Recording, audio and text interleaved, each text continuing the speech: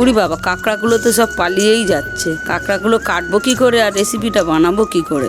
কাঁকড়া দিয়ে দারুণ একটা রেসিপি বানাতে চলেছি। মিনু কিচেনে সবাইকে স্বাগতম। আশা করছি তোমরা সবাই অনেক ভালো আছো। একটা মাঝারি সাইজের টমেটো কেটে পেস্ট বানিয়ে নিলাম। কাঁকড়াগুলো দাঁড়া বাদ দিয়ে কেটে নিলাম। কড়াটাকে গরম করতে বসিয়ে দিলাম। গরম কড়াইয়ে পরিমাণ মতো একটু সর্ষের তেল দিয়ে দিলাম। গরম তেলের ওপরে কাঁকড়াগুলো দিয়ে পরিমাণ মতো 1/2 টেবিল চামচ নুন, পরিমাণ মতো একটু হলুদ গুঁড়ো দিয়ে ভালো করে ভেজে নিচ্ছি, যাতে সমস্ত হলুদ আর নুনটা কাঁকড়ার মধ্যে ভালো মতো মিশে যায়। কাঁকড়ার রঙটা অনেকটা চেঞ্জ হয়ে গেছে, সম্পূর্ণ ভাজা হয়ে গেছে। একটা থালার মধ্যে নামিয়ে নিচ্ছি। ওই কড়াইয়ের মধ্যে পরিমাণ মতো একটু সর্ষের তেল দিয়ে বড় সাইজের 2 কোচানো পেঁয়াজ দিয়ে দিলাম। দিয়ে আবারও একটু ভাজা ভাজা করে নিচ্ছি। প্লিজ ভিডিওটা সম্পূর্ণ দেখো, আশা করছি তোমাদের অনেক ভালো লাগবে। 4টে চেরা কাঁচা লঙ্কা দিয়ে দিলাম, দিয়ে একসাথে করে ভাজা ভাজা করে নিচ্ছি। এই রেসিপিটা বানানো যতটাই সহজ, খেতে অত্যন্ত সুস্বাদু। 1/2 টেবিল চামচ রসুন বাটা দিয়ে দিচ্ছি। রসুন বাটাটা পেঁয়াজ লঙ্কার সাথে ভালো করে ভাজা ভাজা করে নিচ্ছি।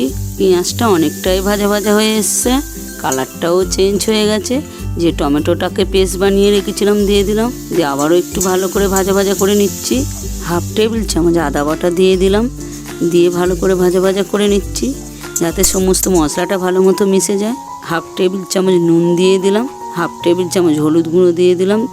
1/2 টেবিল চামচ গুঁড়ো লঙ্কা দিয়ে আবারও একসাথে করে ভাজা ভাজা করে নিচ্ছি। এই রেসিপির স্বাদটা নির্ভর করছে মশলার উপরে। মশলাটা লক্ষ্য রাখতে হবে যাতে না পুড়ে যায়। মশলাটা পুড়ে গেলে এর অনেকটাই স্বাদ নষ্ট হয়ে যাবে। মশলার বাটি ধোয়া জলটাকে দিয়ে দিলাম, যাতে না মশলাটা পুড়ে যায়। একটু নেড়ে নিচ্ছি।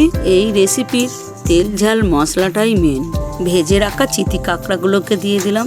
ভেজে রাখা কাঁকড়াগুলো দিয়ে ভালো করে নাড়িয়ে দিচ্ছি, যাতে কাঁকড়াগুলোর মধ্যে ভালো মতো মশলাটা মিশে যায়। জল গরম করে রেখেছিলাম 1 কাপ দিয়ে দিলাম। গরম জলটা দিলাম যাতে এই রেসিপির স্বাদটা আরও বেড়ে যায়। বেশ কিছুক্ষণ নাড়িয়ে দিয়ে কুক করতে দিয়ে দিলাম, গ্যাসটাকে লো ফ্লেমে দিয়ে। 10 মিনিট পরে এই রেসিপিটা অনেকটাই মাখা মাখা হয়ে এসছে। একটু নেড়ে নিচ্ছি। প্লিজ ভিডিওটা তোমরা কে কোথা থেকে দেখছো অবশ্যই কমেন্টে জানাতে ভুলবে না। অল্প একটু গুঁড়ো গরম মশলা দিয়ে দিচ্ছি, যাতে এই রেসিপির সুন্দর গন্ধটাও হয় আর স্বাদটাও ভালো হয়। একটু নাড়িয়ে দিলাম, দিয়ে ঢাকনা দিয়ে গ্যাসটাকে বন্ধ করে দিচ্ছি। কাঁকড়ার তেল ঝাল রেসিপিটা সম্পূর্ণ তৈরি হয়ে গেছে। আজকের এই রেসিপিটা ভালো লেগে থাকলে চ্যানেলটাকে সাবস্ক্রাইব করো। পরের রেসিপিতে দেখা হচ্ছে।